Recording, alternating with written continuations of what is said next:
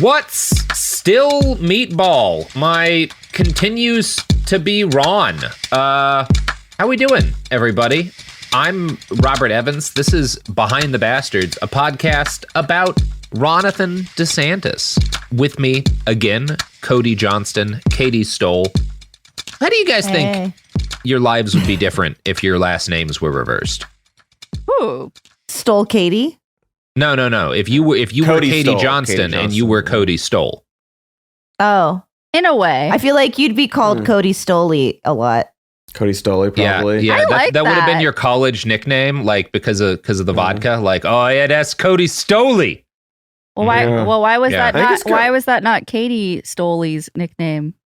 Because that would not be appropriate. It doesn't. Katy Stoley doesn't sound right to me. Mm-hmm. People called me Stoley, just Stoley in college because that would be like a cool. Yeah. I think Katy J would be a nice nickname. Katy J. Katy cool. J. Yeah. Katy J is solid. Yeah. I'd go by that. I think I'd be a very different person if I'd grown up with that as my nickname, Katy J. Yeah. I think if I had a solid that Cody Stoll too, I think I'd be different too. It's totally different. Yeah.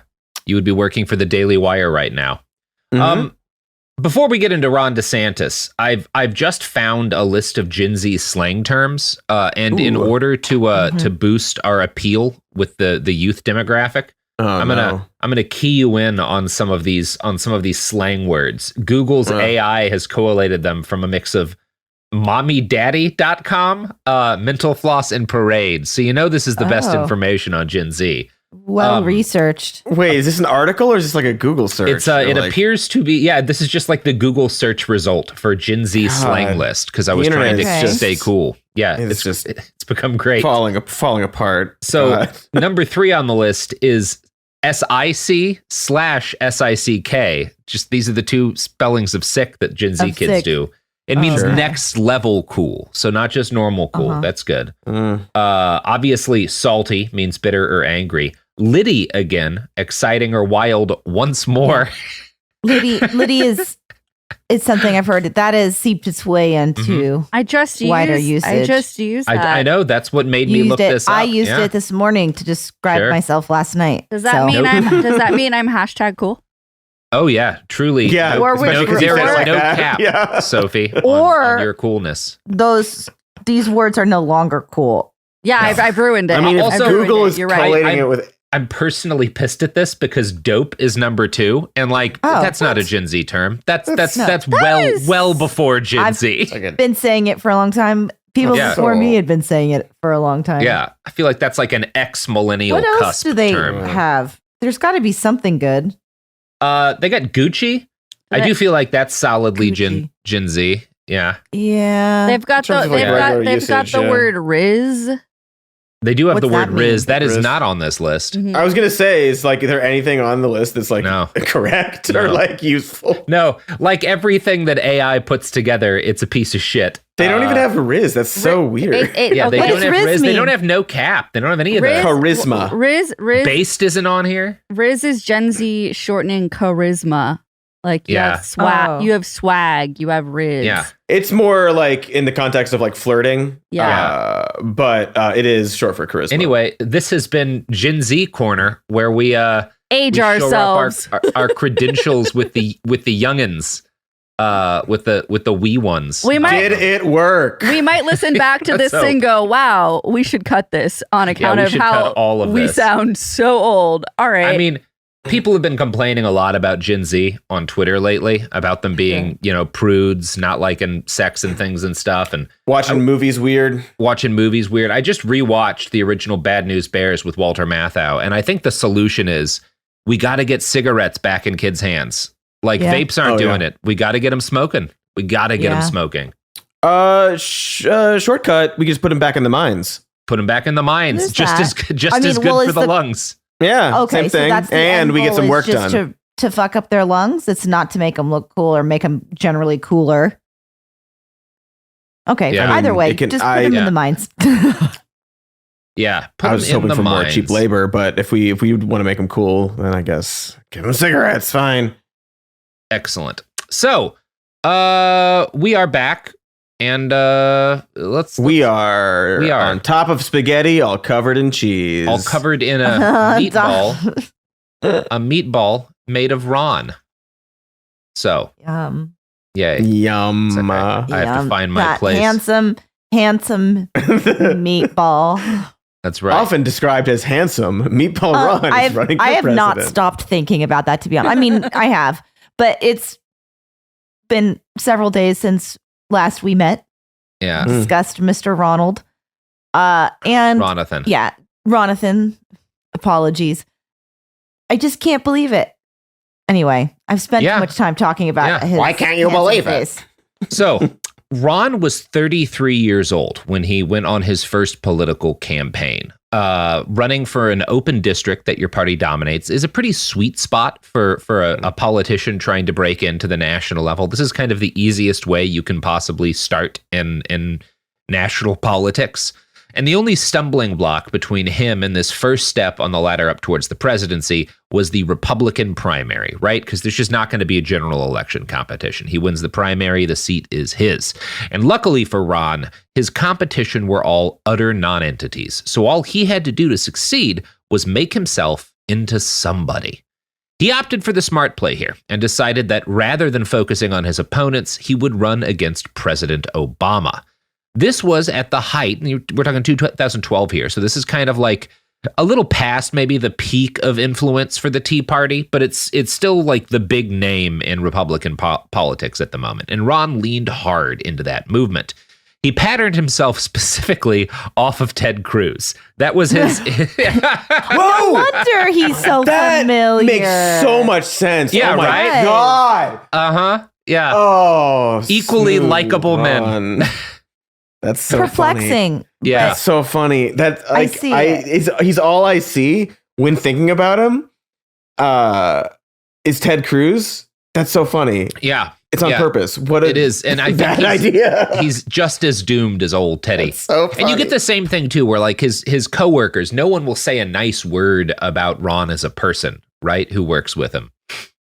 Oh yeah, why would you? He's just deeply unlikable. Yeah. He starts attacking Obama's record. He runs primarily on dismantling the Affordable Care Act, ending gun control, border shit, all that good Republican jazz. It was not. Did he do any of that? I mean, not really. No. It was not a creative line of attack, nor did it set him apart from the pack. But it was enough. He kind of is good enough at sort of leaning into these big conservative targets that he gets attention from the usual pack of right-wing funders, these different sort of think tanks and PACs and whatnot, like Freedom Works and the Club for Growth, who fund all of the really awful conservative candidates that have made life so colorful in our democracy of late. Ron also makes a habit of showing up at Tea Party rallies, and he's able to build a reputation for himself as an economic wonk. Another model that he really embraces is Paul Ryan, right? So like he's trying to do that. He really does. It's so like his instincts are so bad nationally. Honestly. Yeah. Yeah. You can see it. It's perfect. It's so funny, especially like obviously, hindsight and all that. But to model yourself after Ted Cruz and Paul Ryan, and now try to beat Donald Trump in an election is just very funny. That's not going to happen, my man. You picked the two wrong guys. Yep. Yeah. Yeah. He really did pick the exactly wrong dudes. Now, kind of the one intelligent thing he did is he also leans into Glenn Beck's shtick of portraying himself as a historian. This is like a big part of early Ron DeSantis, and he's really kind of patterning himself specifically on this style of like conservative media dude who rewrites history in order to make political points. Key to this strategy is self-publishing his first book, Dreams from Our Founding Fathers. The title, as in everything else about Ron, was a direct snipe at President Obama, particularly Obama's pre-election memoir. But the content was more in line with the work of pop history big-name right-wing media stars like Bill O'Reilly, Glenn Beck, and Rush Limbaugh, all of whom had started publishing history books. Now, Ron's self-published book does not hit the bestseller list. He seems to have made less than $6,000 in sales, which is not bad for an independent book. Well, he wasn't as if that's self-published. Yeah. And I guess he's not as known as he is now. Yeah, it wasn't a star. I am thinking of it in terms of right now, but yeah. Yeah, it's not like, it's certainly not a big deal, but the book is a success in a different way, which is that he's able to take copies of it with him when he goes to speak at Tea Party rallies. And even if they don't sell, the fact that he's sort of setting himself up as one of these guys who shows up with their like self-published manifestos at a Tea Party rallies, that makes him feel like he's one of them, right? Like he's this very highly educated Yale guy who is like, has been previously tied to the kind of most austere chunks of the Republican Party, and showing up with your self-published like manifesto at a Tea Party rally is a great way to make them feel like you're one of them, you know? Absolutely. So we should probably talk about this book a little bit, because it shows off Ron's very consistent obsession with a narrow chunk of the historic discipline, the history of American federalism. Two of his kids are named after, he has a child named after James Madison and a child named after George Mason, both of whom like are Federalists who helped write the Constitution. And in Ron's eyes, they're the guys who saved the early republic from the demagogues who threatened the property of wealthy Americans. Now, we could talk about what that property is, and in fact, we will in a second. Okay, Dreams of Our Founding Fathers quotes liberally from the arguments that DeSantis agrees with that were made by quote-unquote founding fathers. This largely means equating freedom with the right to own property, which is, land and people at this time. Ron, of course, does not defend slavery in his self-published book. He simply denies that our nation's history with it should have any impact on the way people think about founders or our Constitution or property rights. From an analysis in The Atlantic, quote, "It's rather how his entire reading of American history is enveloped in both unquestioning fealty to the founders and an insistence that the role of slavery and race more broadly in that history does not seriously change anything about how we should understand the birth and development of our country. For Obama and his teachers, the problem of slavery exemplified the need to adapt and improve the Constitution. For DeSantis, would-be reformers who misunderstand the role of slavery in our history are themselves the root of the problem in our politics." And the most infuriating portion of this book is when Ron makes takes very limited quotes from Martin Luther King Jr. and makes them into an argument that he was a famous endorser of the founding documents of this country, right? Because he would quote from the Constitution a lot to make, and the Declaration of Independence to make certain arguments. Now, point out how it was flawed and maybe to point out how it was, we weren't doing it. Yeah. Love when white men do that. Take him out of context and use that to fit a narrative. Yeah, it's galling that what King was doing is pointing out how the country has never lived up to even the promises that it made. And Ron is like, see, he was a constitutionalist. Right. He's just like Antonin Scalia. God. This is absolutely not what he was saying at all. He's a fucking originalist. By far the most galling moment in the book, though, is when Ron cites the Dred Scott decision as an example of an activist judge ignoring the letter of the law, something his beloved originalists would never do. Quote, "There is a consensus among historians and legal scholars that Dred Scott v. Sanford, which turned on the question of whether a fugitive slave could sue for his freedom after he crossed into a free state, was wrongly decided because Taney declared that African Americans could not be considered citizens. They had in fact been voting citizens in numerous states. DeSantis wants to distance himself and the Constitution from Taney's obvious and decisive hatefulness, so he doesn't mention that the entire logic of Taney's willful forgetting of statutory laws rested on his insistence that the Founding Fathers could never have meant for there to be any kind of racial equality.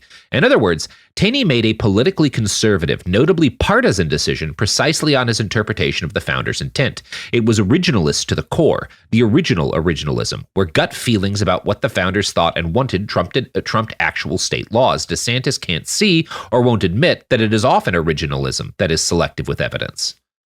So he's basically saying like the Dred Scott decision is like what liberals do, right? They're just going off of their political opinions and not being originalists, where the reality is that like, no, it was a fundamentally originalist decision. Yeah.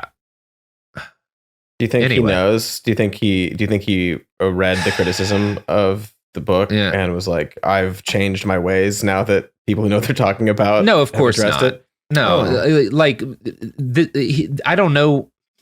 I don't know the degree to which, one of the things that's frustrated me about my research into DeSantis is I don't know the degree to which he believes the shit he's selling, as opposed to just kind of laying it out because it's an effective argument to make to get the things that he wants. I lean towards he's full of shit. And this is just what he saw as the best way to get into power. And like, he is especially these days, like knowing this stuff from this book and then seeing where he is now with education and history. And just the Florida of it all, it does seem like he knows. And is smarter than he is letting on. By just sort of, I can say this stuff and people eat it up. Oh, yeah, absolutely. He's definitely doing that now, but I do think it's pretty calculated, and I do think he's a smart person that he's definitely a smart person. Been playing, but it's all a part of a game, not a game, but a plan. It feels strategic. Yeah. It also feels pathetic because it's pathetic now. We're looking at it now because his shit's starting to fall apart, but you do have to note that, like, from the point at which he starts running, it works startlingly well for quite a while. Well, that's why he genuinely scared at the beginning of this. I've had this conversation with you guys of like, he actually, if he was to take root in some way, like he actually does scare me because he's smarter than a lot of them. What he's done is very scary. Like he's done a lot. I mean, we'll continue talking about that. So Ron's selective reading of our founding documents and history is not new, but it did solidify a place for him on the wonky side of the post-Bush GOP. This caused him difficulty, namely due to the fact that his new funders liked what he had to say, but didn't like the fact that he was an extremely obvious void of charisma. The kind of the person who saves him here from the fact that he's just terrible at actually like hand-to-hand campaigning is his wife, Casey. She is his charisma. One colleague of Ron's later told a reporter, he doesn't make small talk easily, but Casey was always with him and she filled that gap. He put so much emphasis on her. Every single speech he ever made, he almost always led off with her, or within 2 minutes he had mentioned her. And she is like going door to door for him. She's like shaking hands, knocking on doors and shit. Like she is his ground game to a really significant extent. And a big part of like making him feel like a normal person when he's doing these events with donors and stuff. Ron and Casey had been married for just 3 years when they start campaigning together. So 3 years after their fun little Disney wedding. As the election continued, Ron started to collect celebrity endorsements. Savvier eyes in the Republican fold had marked him out for greatness. He earned Joe Arpaio's endorsement, along with that. Wow, how about that? Celebrity endorsements. Hey, Arpaio's a big name, especially in 2012. Yeah. It's true. And he also gets the coveted John Bolton endorsement. Ooh. Yeah, that's a big one. Yeah. Wow. Oh, yeah. But perhaps his most important endorsement was that of Donald Trump. Trump gave DeSantis, this is 2012 birtherism Trump. Gives him an early boost when he tweets out on March 20th, 2012, Iraq vet, Navy hero, Bronze Star, Yale, Harvard Law, very impressive. I'd like to hear what Donald Trump has to say about all of those still institutions a Navy hero? Now. Is he still a Navy hero? Are you still like Harvard and Yale? You think those are like not where the snobby elites go to do communism? Yeah, the communist Harvard Law. In his first term, Ron was so he does get elected, by the way, obviously. Good in his first term in Congress, Ron is a reliable vote on the piece of shit caucus.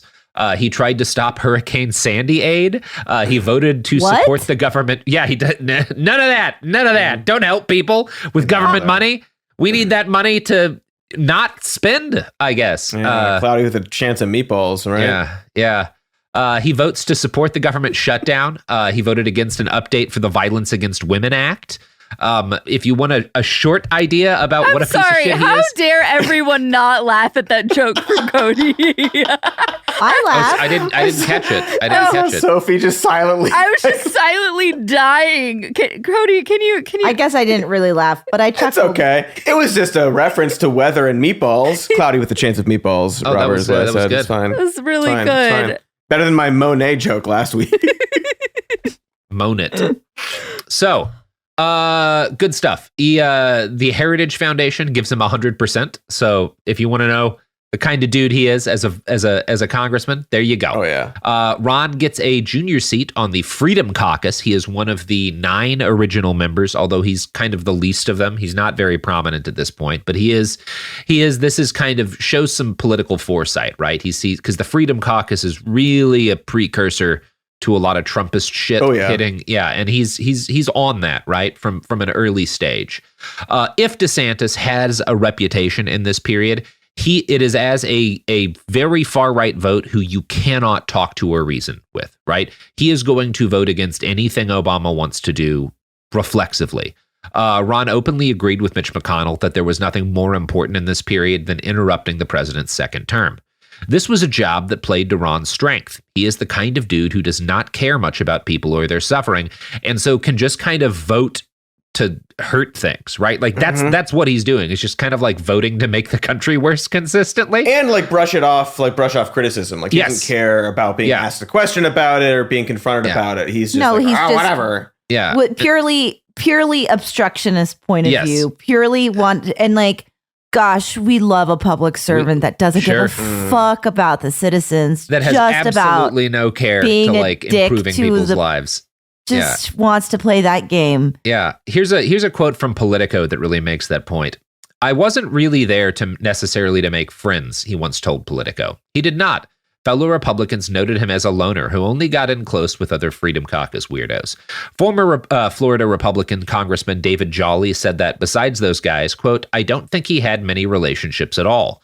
One peer, former Florida Democratic Congresswoman Gwen Graham, told Politico he wore earbuds on the floor of the House so he didn't have to talk to people. To say he was antisocial is a disservice to this term. He does not enjoy being around people.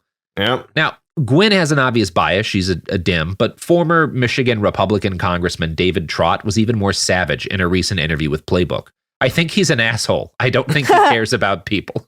That's meatball accurate, bold, accurate. But like for like a Republican to point out, like, it's like part of their, at least these days, especially, it's like, well, we're a little callous towards people, and the idea of empathy is like disgusting to us. But even to call out, like, he doesn't care about people. I think also what you're seeing with that, especially the whole "I'm going to wear headphones on the floor, I'm not going to talk to anyone." He has no interest in being a congressman as the job. He has interest in being a congressman in order to set himself up for the presidency and other higher ambitions. It's a means to an end. Yeah. And so what matters, you can't think about helping people or doing the job of governance. All that matters is getting that 100% from the Heritage Foundation, locking in donations, locking in support, locking in things you can brag about in a campaign to the worst, most active chunks of the Republican base. So he's going to put those headphones on because he knows he's going to be hurting people and he doesn't want to be confronted with their existence. He wants to be able to ignore everyone around him because he is just here to push some buttons, Yeah, it's like having a private office in your ears. Yes. Which he will eventually get, Yeah. It's like, For his part, DeSantis leans into his growing reputation as like the fucking kind of a psycho. From a write-up in Politico, quote, "Look," DeSantis said, "I was not in Congress to necessarily socialize. He slept in his office. He liked being at home more than he wanted to be in D.C." So that's uncomfortable. Yeah. Like, wait, he slept in his office? He sleeps in his office. He doesn't talk to people. He sleeps in his office. He's just there to like cast the votes that get him marked down as like good by the NRA, good by the Heritage Foundation. And then it's away. He has no interest in doing this job. Great. Cool. In 2015, right as the first stirrings of Trumpism started to ooze into what had been a deceptively placid political media environment, Ron dealt with the first tragedy of his life. His sister, who was just 30 years old, died of a pulmonary embolism. When interviewed by Piers Morgan, Ron later claimed, "You start to question things that are unjust, and you just have to take faith that there's a plan in place. Trust in God. There's no guarantee that you're going to have a life without challenges and without heartbreak, and that's just a function of being human." So there you go. Is that him being, I guess, human? A guy? That's a weird thing to say about. Relatable? Yeah. About your That's sister a weird dying? like way to talk about it and like lesson to Yeah, I think a normal person would say something like, yeah, it's devastating. Like, I'll miss her forever. You know, something like that, like you say about a dead person, not be like, right, not like this Republican argument. Well, everybody deals with shit. Like, right. It seems like trying dead, to like bro. sort of like take that tragedy and turn into like, well, you got to pull yourself up by your bootstraps and work hard because life is unfair. Well, he's also taking it into some sort of, as an opportunity to paint himself as a masculine, tough type, as someone who can handle anything that, you know, I'm sure he's hoping to come across as a strong stuff happens. Absolutely. That's life, you know. Yeah. It's like, why are you complaining about your problems? Look at me. It's like But we all, it also just reinforces, the bootstraps mentality, but just the idea that we all can just buck up and everything's fine. I think what this best embodies is that he is always relentlessly on point in this period of his life, right? This is the answer that you give because it furthers your political reputation as the kind of conservative who can get elected, right? Like every single thing that you say in public, every word, every action is based on building your future presidential campaign. Like that's who he is. If that's how you're thinking, that's exactly what, then that's the move and that's what you do. Yeah. Yeah. When the 2016 election got well underway, Ron was as blindsided by Donald Trump's rise to prominence as anyone else. This is evident in the fact that he kept his fucking mouth shut for much of the primaries. And when he did speak out about the controversial GOP frontrunner, it was mainly to dissociate himself from Trump. He said in one interview that Trump's 2012 tweet had not been an endorsement, and he made it clear that he'd never met the man. So he actually, this big deal endorsement he gets as a first-term congressman, he's like, oh, that wasn't an endorsement. That was just a nice tweet about me. I've never met the guy. Don't know. No opinions. And I think this is probably fair to see as a limitation in his political instincts, right? He didn't. He was not someone who right away saw Trump coming. Yeah. And I think this makes sense. Like, he's a structure guy, right? He plays well with the Republican Party, and he plays well with the kind of engine of donors and think tanks and whatnot that support that party, and particularly its far right flank. But as soon as he encounters someone who is running outside of that structure, threatening to upset it and remake it, he freezes, right? He's just not ready to deal with this. It's just that weird, like you're courting this aspect of the party and politics, but you don't really necessarily realize the end game or like where it's headed, and then it happens and like, well, but the machine is good. What's this guy trying to wreck this machine? I think it speaks also to like the fact that he modeled himself sort of after Ted Cruz, who also had a similar thing where it's like, I don't know what to do here. And he, his wife's called they ugly, don't know what to hate him or to kiss him or to copy him or to And then you get that sweaty phone call picture of Ted Cruz just like begging for votes. It's so funny. And it is like, it is kind of worth noting that from all the evidence we have, it seems that Ron hated Trump on sight, or at least saw kind of making fun of him as a profitable enterprise. One of his former staffers told Vanity Fair, Ron made more fun of Donald Trump than anyone I know. And another added, he thought Trump was fucking nuts. So again, very much not on the Trump train initially.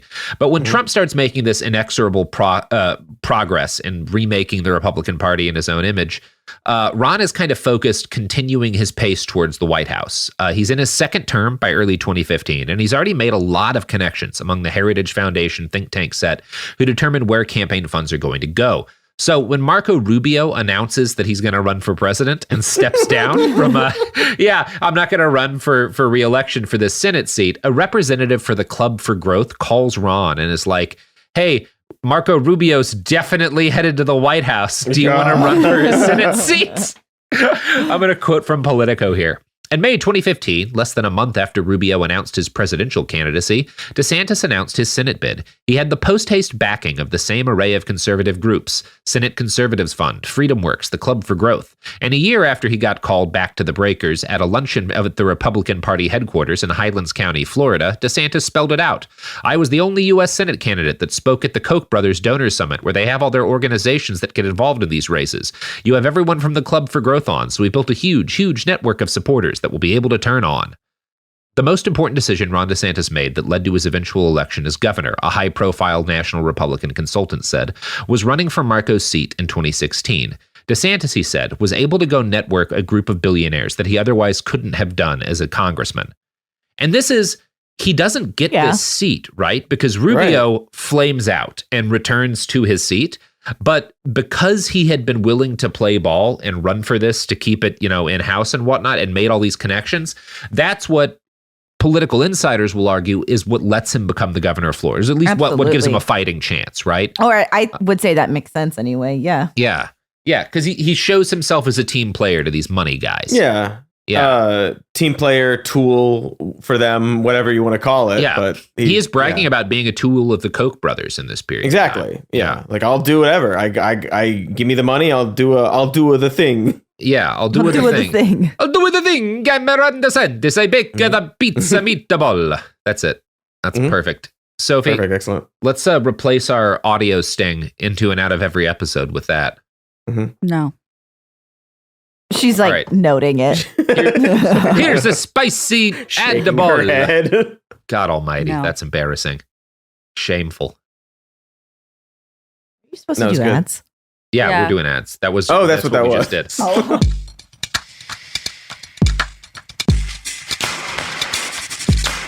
Oh. We're back. What's you guys' favorite way to do an offensive Italian accent? I don't, because I'm partially Italian, so it's not offensive. I'm very Italian. Yeah. I think it's the one we've just been doing. It's a Mia Mario. Oh, I love what to do. I take my baths in a pesto sauce. Insurance fraud. Ho. I do take baths in pesto sauce. You do. Yes, you do. Yes. And I commit a lot of insurance fraud. There you go. The perfect Italians. The perfect Italians. That is how my family came to this country. Good times. So, if you're going to be influential in politics in this country, you have basically two broad families of choice. One is to work yourself up from within the system. You do take bit roles in campaigns, until you're able to get enough support to run for office somewhere, probably a local office. You win election, you start schmoozing with big donors, building connections to financiers through the think tanks that ask as their grasping little hands. The other way to get into politics in this country in a big way is just pure populism. You force yourself into relevance by building enough of a following that these same people have to pretend they're not angry that you skipped in line, right? Trump is a line skipper. He's great at line skipping. Ronnie D is not a line skipper. As one of his friends, a former Florida Republican congressman, told Politico, he's somebody who has his view of his strategy in politics, do the right little conservative things, but behind that curtain build a network of mega conservative donors. The Koch brothers, Sheldon Adelson. Ron, more than just about anybody I know in politics, has built that network very successfully. And this is the thing he's actually good at, right? Like, this is his actual skill. David Bossie, the president of Citizens United and former deputy campaign manager for Trump, has given DeSantis credit for building an operation with, quote, very Trumpian tones during Trump's first campaign. I actually don't think this is accurate. Bossie now works on DeSantis's campaign, which is why he's saying this. But my take is that it would be more accurate to say Ron and Trump focused on the same issues because those issues have been issues for Republicans as long as most of us listening have been alive. Cutting entitlements, border security, culture war shit against elites. But those are just surface similarities. Ron has always gone after those things in a pretty normal conservative way, whereas Trump went after them in a populist wildcard way. Given his legitimate, I don't know. I think Bossie's full of shit there. Anyway, and I think also, especially now, Ron is doing a clear, terrible Trump impression, right? And not doing like he's sort of like off the grid in terms of like what he's used to, it seems, and that's part of why he's sort of floundering. He's like, well, this is not what I thought politics was supposed to be. I did the things I'm supposed to do, and now I got to be this freak. He's very much out of his depth in what he's trying, in the tact that he's taking here. Yeah. You're out of your depth, Ronnie. Exactly. Ronnie. Perfect. Mm-hmm. Yeah. Excellent. Okie dokie karaoke. So, sorry. Given his legitimately impressive history as a ball player, you might expect Ron to have played on the congressional team. And he did. But by all accounts, he did not make an impressive impact, nor did he devote much time towards it. The only impact baseball was to have on the rest of his career so far is that he left congressional baseball practice in the summer of 2017, just before a gunman opened fire. By the time 2018 rolled around, Ron was ready to take another shot at the brass ring. In this case, it was the governor's seat in his home state of Florida. And again, he is running to be the governor of Florida, not Flo Rida, the beloved musician who represented San Marino in 2021.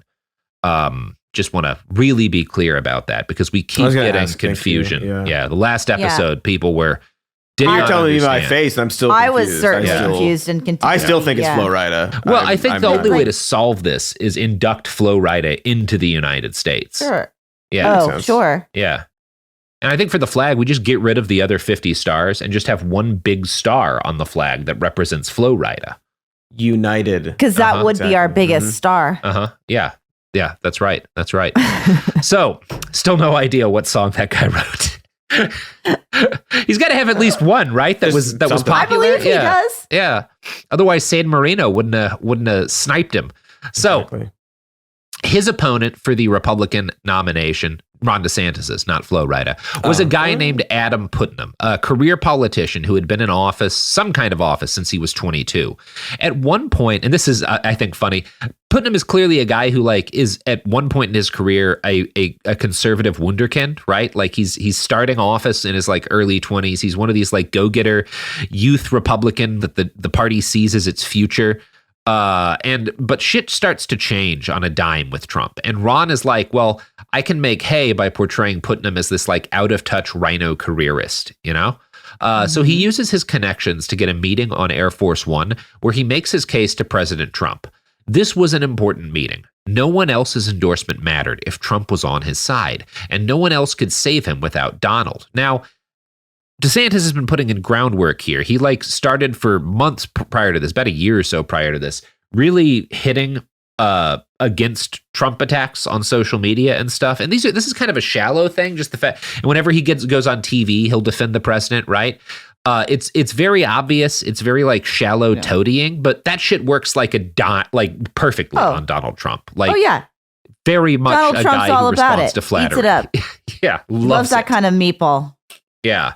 So they have this meeting, and DeSantis' chief of staff later recalled, what President Trump saw in DeSantis was somebody that was fighting for him and his agenda on Fox News, whether it was Fox News or on Fox Business. And DeSantis had a pretty smart strategy to use his committee responsibilities and find ways to insert himself into the national debate and get booked on TV. And we obviously had a lot of media requests beyond Fox, but members of Congress know what shows the president watches and what he doesn't. Yeah. They do. Yep, and it works. Trump tweets an endorsement soon after this meeting. Ron wins his primary handily, and he makes frequent use of Trump's support, name-dropping him 21 times in a single debate. He cuts what one Democratic ad man called the dumbest, most effective ad in Florida history, and it is remarkable. It starts with him reading his son a copy of The Art of the Deal and telling his daughter to build the wall with toy blocks. That's a real hit. That's a real banger of an ad. It's so funny. Just the dick writingest ad. He's so deeply embarrassing. It's so transparent and funny. And that time passed and it's all gone now. Yeah. It's all gone now. So despite all this, Florida was still one of America's most infamous swing states. It is very purple at this point, and the general election is a nail biter. DeSantis barely manages to squeak past Democrat Andrew Gillum with some 32,000 votes, less than half a percentage point. Gillum later gets hit with a 21-count federal indictment for wire fraud, conspiracy, making false statements, all related to fraudulent fundraising from various entities tied to his campaigns. Gillum denies all charges, but that doesn't matter for here. What matters is that DeSantis does manage to squeak out a victory, and that it is going to be very narrow, but his second victory is not going to be narrow, and that's pretty worth noting. So today, Ron DeSantis is deservedly reviled for turning Florida into a laboratory for outwardly fascistic and eliminationist public policy, targeted particularly towards queer people. His early years in office, though, are surprisingly mild. He is not the guy he is now, his first couple of years as governor. Another Politico article notes, he surprised many in the state by tackling towards the center. He signed a bill that nixed a ban on smokable medical marijuana, announcing it with Matt Gaetz, one of the most Trumpy members of Congress, and Orlando attorney John Morgan, long a major fundraiser for Democratic candidates. He vetoed a bill that would have prevented local bans on plastic straws. He angled for additional funding for Everglades restoration. He instituted 2 new state jobs, Chief Resilience Officer and Chief Science Officer. DeSantis actually spoke the words climate change after Rick Scott had downplayed it. His approval rating soared into the 60s and even into the 70s, including sort of shockingly high faves from Democrats and independents, too. So that's interesting that is to me. Interesting. And I think it does make sense. It is actually consistent because when he's in Congress, it doesn't matter. Like, you're not directly accountable to anyone really in Congress, like, because there's all these other guys voting on everything that happens, right? So you can be just an obstructionist if that's the thing that makes you palatable to the base, that gets you the endorsements. When you're governor, you do have to do, like, especially when you're governor of a state that is a purple state, right? That's why he's doing this, because he doesn't want to lose office, because that's fucking death to a presidential campaign. So you have to do something. Yeah. You are the face of it. Exactly.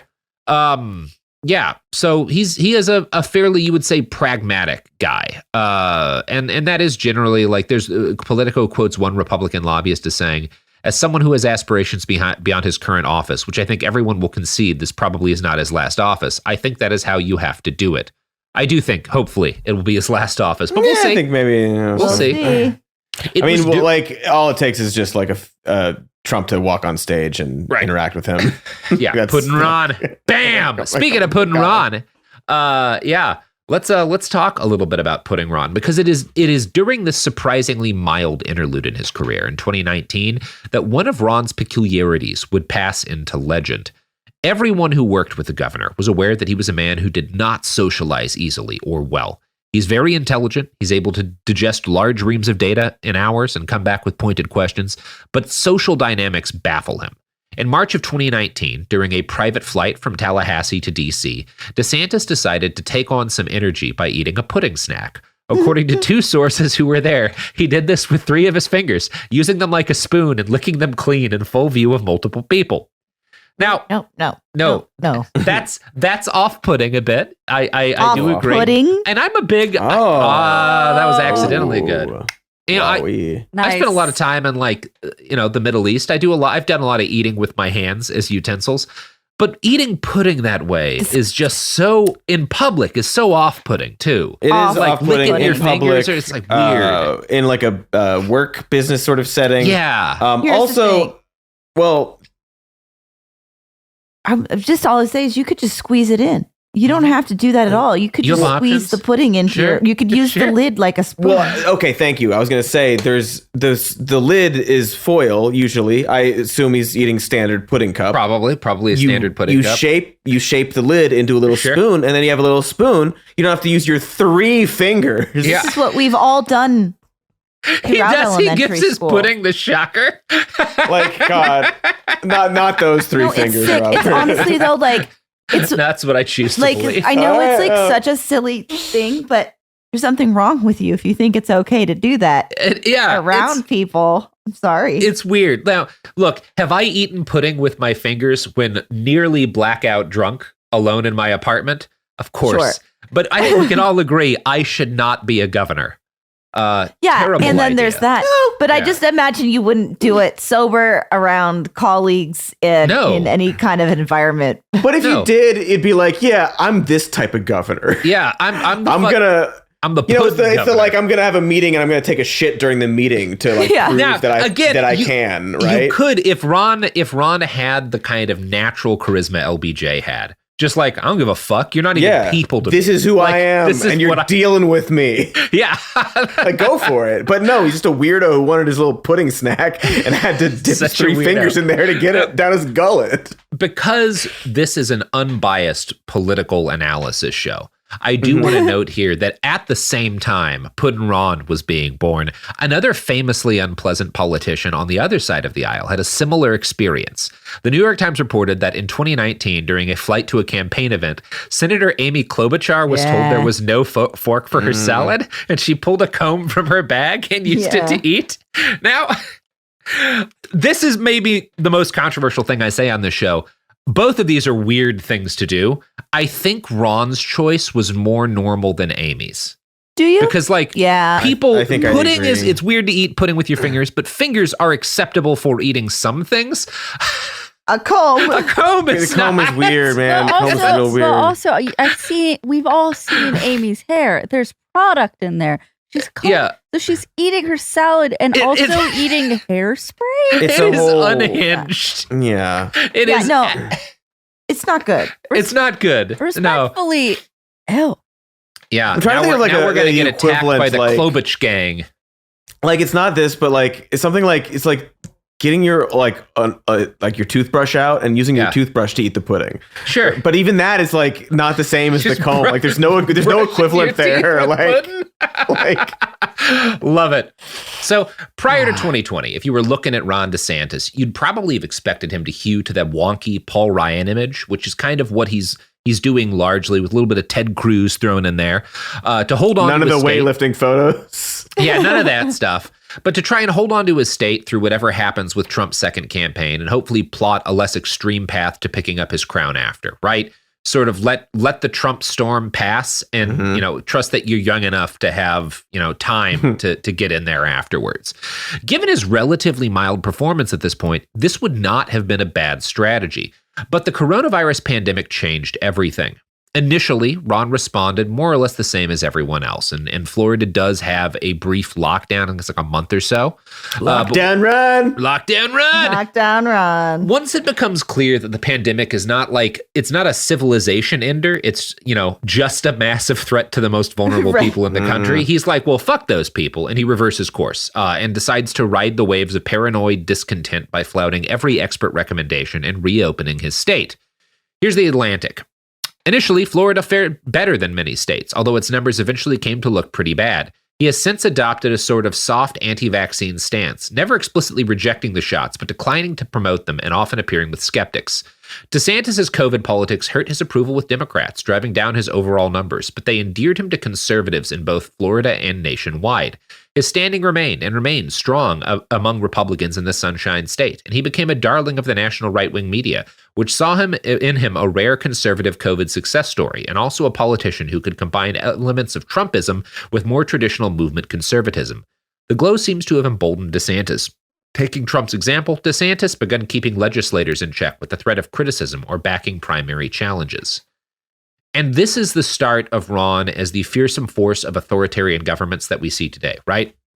He is initially pretty popular governor. At one point, he has nearly 70%, but he realizes by becoming this culture warrior, he's going to lose 10, 15 points, something like that, but not enough to take him out of winning the governor's seat. And in fact, it'll strengthen his overall appeal to his base. So that means more money. And crucially, not just does it mean more money, it means he doesn't actually need to have any sort of buy-in from the left in order to govern, because he can get all of the legislators in Florida lockstep behind him, because since he is so popular with the base, he can be like, look, if you don't do exactly what I fucking want, you're out of here. Like, I will endorse your opponent in a primary and you're fucked. And that's what's allowed him to push through a lot of the stuff that he's done that's really unpopular. It's interesting to see when you're laying it out like this, how quickly it's not that he ultimately wants, we've talked about it this whole time, just how he's adopted this persona over the period of time, but it's been a relatively short period of time with this latest iteration of Ronald. Yeah. Ronathan. Yeah. Yeah. You know what else articulates well, Katy? Is it something articulate, Ron? With advertisements? Yeah. We are actually sponsored entirely by Ron DeSantis. Oh. So, yeah. Here's Ron. Hi, I'm here to be your president. And you know what I don't like is not pudding. I love pudding.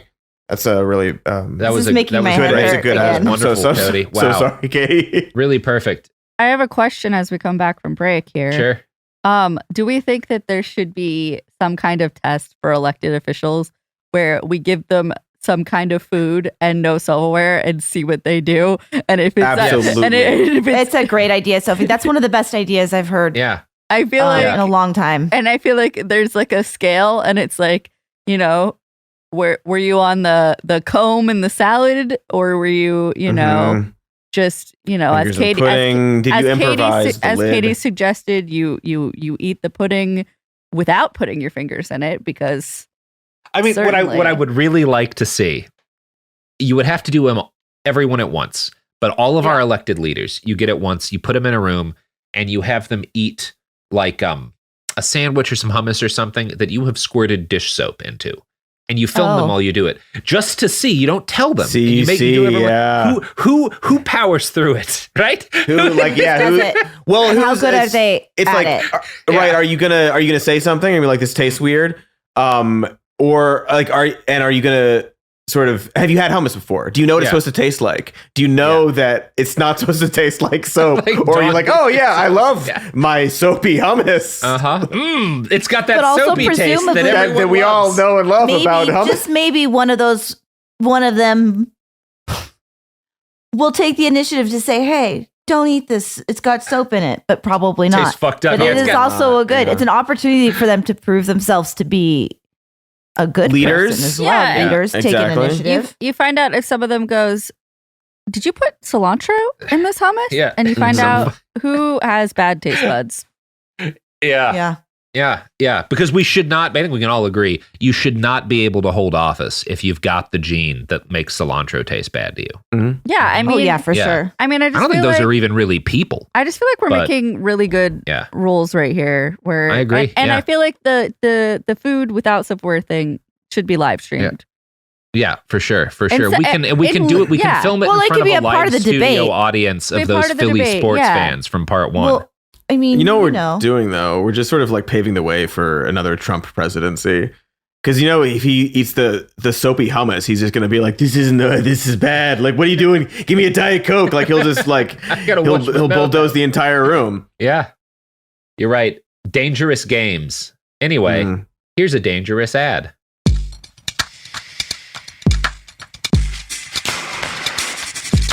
Hi, I'm Ron.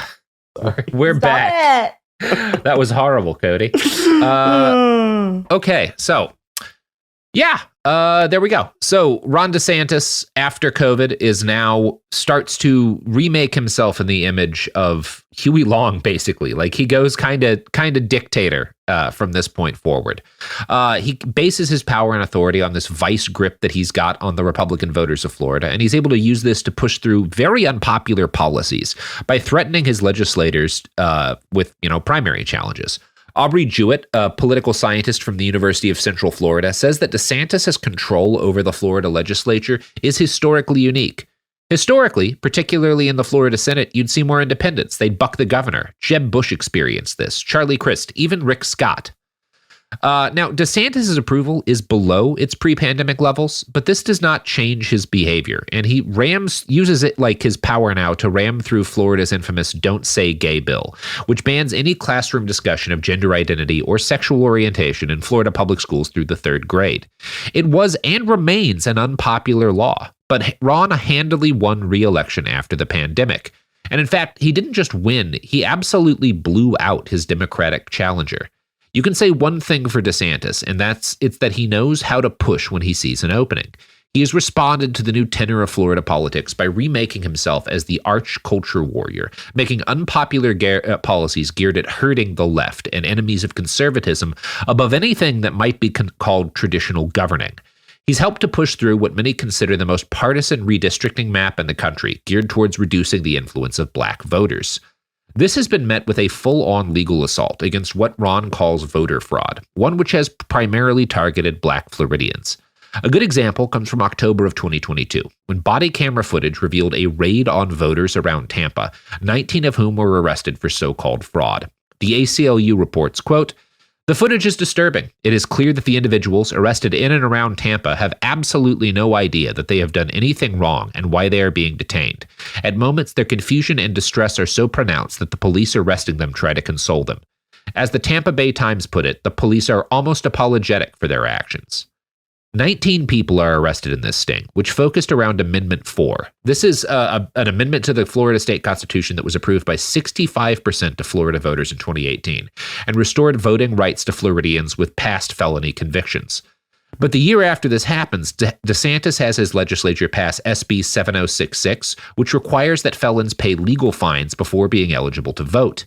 As the ACLU notes, the state has no central database for information on convictions and the resulting financial obligations.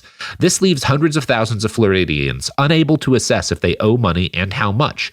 Essentially, the state created a pay-to-vote system while giving people no way to determine how much they must pay. And then he's able to charge them criminally for voting when they haven't paid properly. It's so this thing that up. they can't know. Yeah, it's really fucked up. It is very clearly targeting specifically black voters. 13 of the 19 people arrested in this first sweep are black. And yeah, it's generally seen as an attempt to chill the vote in low-income black and brown communities ahead of the 2024 election. That's absolutely what he's doing here. DeSantis also oversees a ban on critical race theory, one so severe it's led to even math textbooks being censored. One law makes it a third-degree felony to distribute what the state, under DeSantis, calls pornography in classrooms. The actual text of the statute is incredibly broad, defining pornography not just as erotic material with the intent to cause sexual excitement, but including instruction on gender identity or discrimination by teaching that, quote, an individual by virtue of his or her race, color, sex, or national origin is inherently racist or oppressive, whether consciously or unconsciously. So it's basically just like a felony to teach anything that someone conservative might get offended by. And if you know conservatives, you know there's nothing that doesn't offend them. Oh, it's all of it. It's everything. It honestly, I don't even know what to say. I mean, we talk about this all the time. But it does blow my mind. It's hard for me to wrap my mind around all the terrible things that he's done in a very short period of time. Yeah. And the hypocrisy of people talking about, public schools, just schooling and indoctrination, and then literally what is happening, literally what the things that are being removed from basic elements of our education, and how. I'm preaching to the classrooms and school libraries just absolutely shorn of books because, it's fucked up. It's ghastly. I'm not going to go into as much. I'm not going to spend the whole episode just listing every bad thing he's done as governor. I thought it was more useful because you get this every day, right? People are reading this, they're watching this. I thought it was more useful to explain why he's able to do this, because this is not how he governs at the start of his time as governor. This is a change that comes midway through as a result of the COVID pandemic. And it's important to know that he is able to get away with pushing so many unpopular policies because of how he gains control over the state legislature. That's what I wanted to kind of get into, because that's actually a really useful thing to understand, in part to prevent future authoritarians like DeSantis from doing similar things in other states. You need to at least understand how he got to be able to do all this shit, right? Now, this is all awful. None of it, though, has stopped DeSantis from winning re-election. There's a lot of articles from right before his re-election campaign that are like, is COVID, is his hard right tilt, is this all going to hurt his chances of winning? Because he barely squeaks it by the first time. His second election, Ron wins by an astonishing margin. He even captures traditionally liberal enclaves in the state, which has led many to posit that, however you want to characterize his reign ethically, he has ended, at least for now, Florida's status as a purple state. Little early to say that, we'll see how 2024 goes, but I think that's probably fair. It is impossible to say at the moment whether or not this will hold true beyond 2024, but it does point to an undeniable conclusion. Ron DeSantis is probably the most effective elected anti-democratic leader in the country. The good news is that, at least for now, he seems to have overreached his capabilities in what is probably fair to say is the most major misstep of his career so far.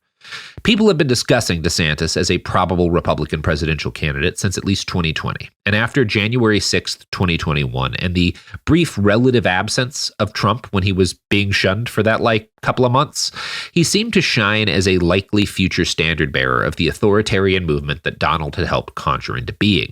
There were articles in mainstream publications touting the Florida miracle. Ron had decided to campaign on this. Interviews highlighted his intelligence as a counterpoint to Trump's crudity. But this brief period as a frontrunner came to an end as soon as the former president made it clear that he intended to run once more.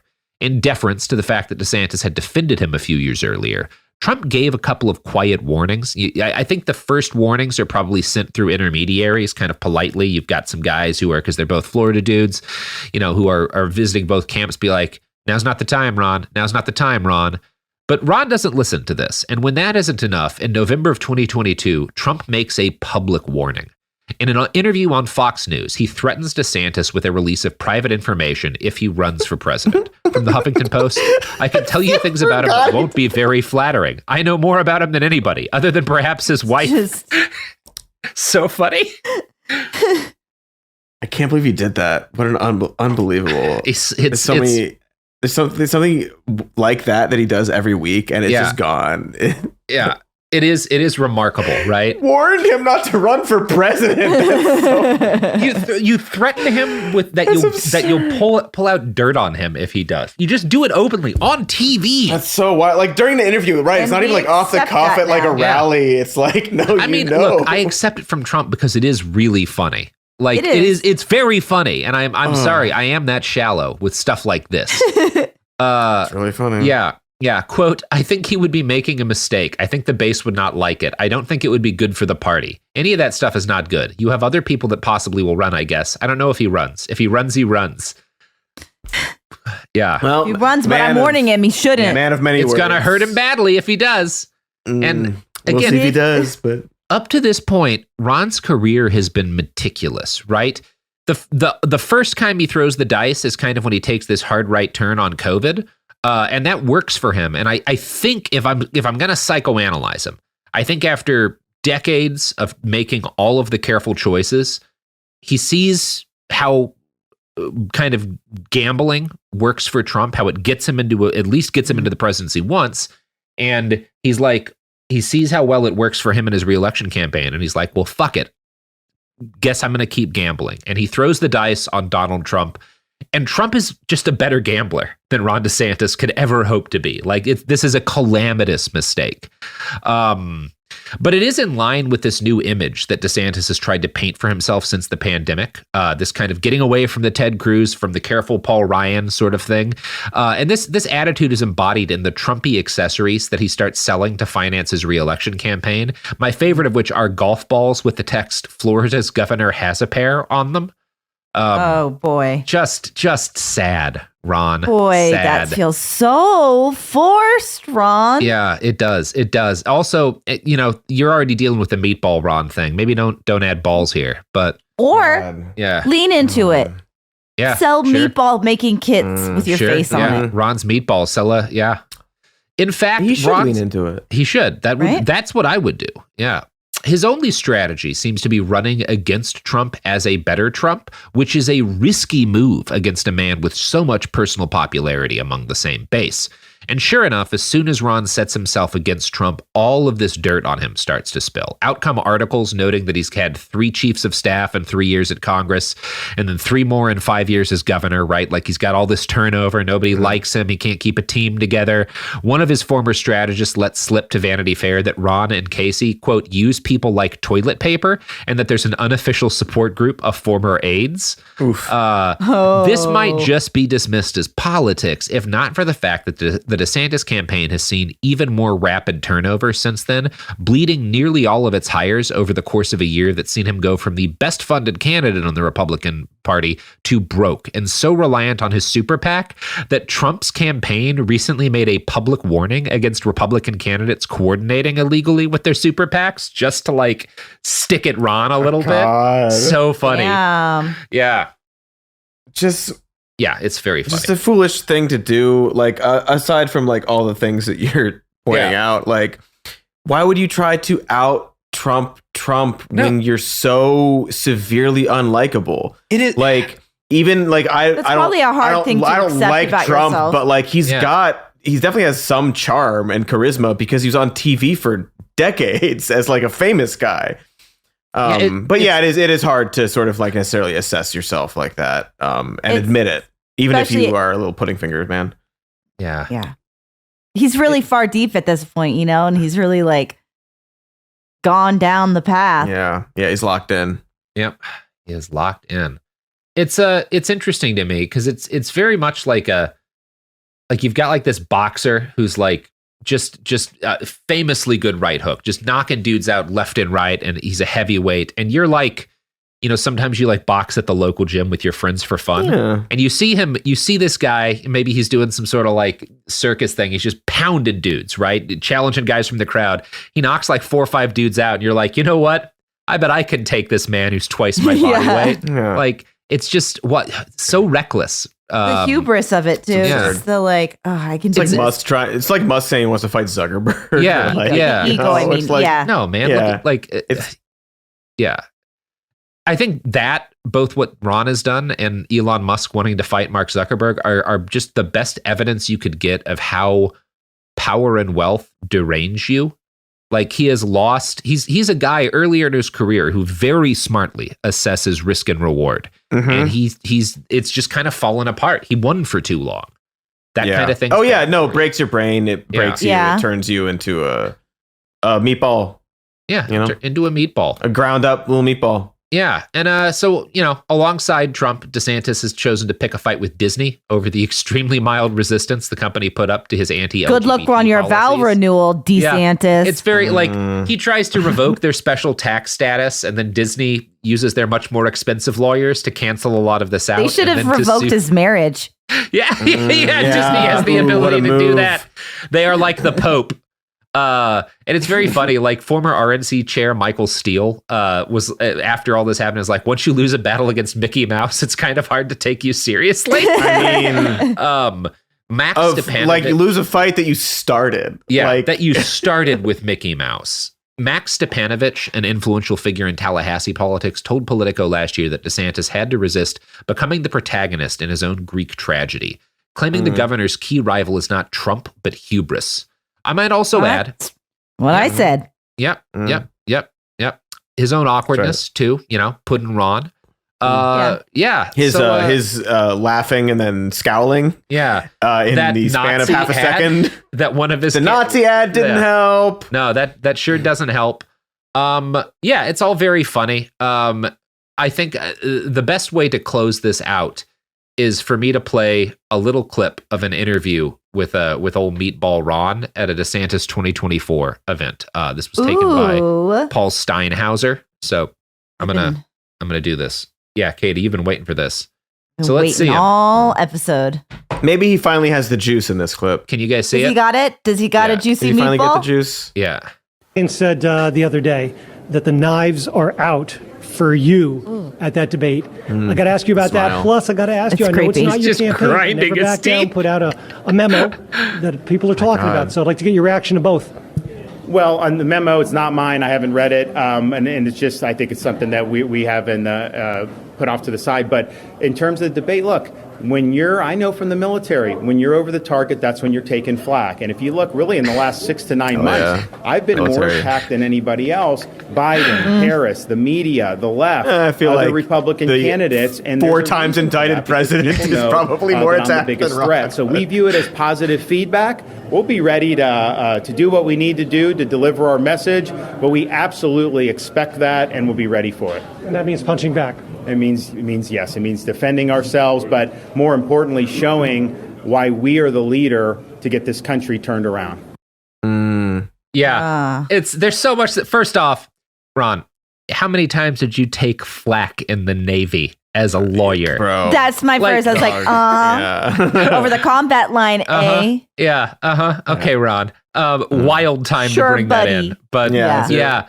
He is grinding his fucking teeth. So the reason that the thing he's asking about is, I mentioned that his campaign is broke. His super PAC has a lot of money, but you cannot coordinate directly between a campaign and a super PAC. So he had his super PAC put together his debate prep list, like his debate prep instructions, but the super PAC can't send those to the campaign. What it can do is put them up in a website in a way that's technically publicly available, right? And then they can say, and that's how we got it, right? They publish this publicly.